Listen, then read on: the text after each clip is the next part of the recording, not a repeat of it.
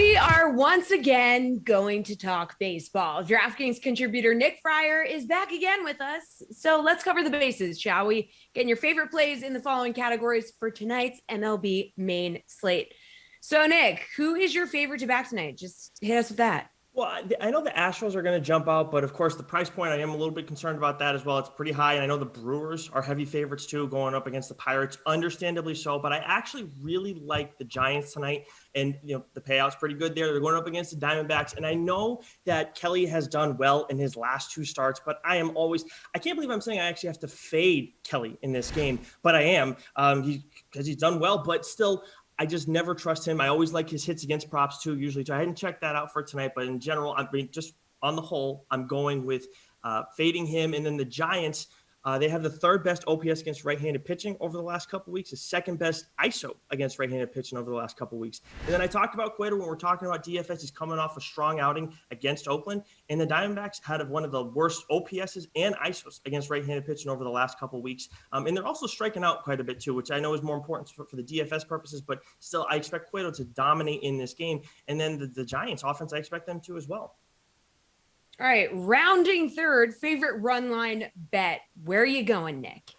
So this is where I'm going to attack the Astros game. As much as the Padres have a huge payout at, now that it shifted, the payout kind of changed a little bit. But either way, I'm going to go with the Astros at -1.5. And they're -120 going up against Cleveland. They're going up against a pitcher tonight, JC Mejia, who got dismantled by the Pirates 2 games ago. Houston's one of the better offenses against right-handed pitching over the last couple of weeks, an 876 team OPS and a 200 team ISO against right-handed pitching over the last couple of weeks. And then Framber Valdez too. He's been consistent. I mean, he's not this guy who I know where his price is right now on DraftKings, and he's one of the higher guys tonight. He might be the second highest guy. I wouldn't necessarily pay up for him there, but I would trust him enough to go out and do well against the Cleveland lineup that has hit for some power against righties of late, but their team OPS is still like in the bottom 10 against righties over the last couple of weeks. And then Houston's bullpen, their FIP over the last couple of weeks indicates that they're due to perform better, as much as their ERA hasn't exactly been great. All right, take us home, Nick. Your favorite game total.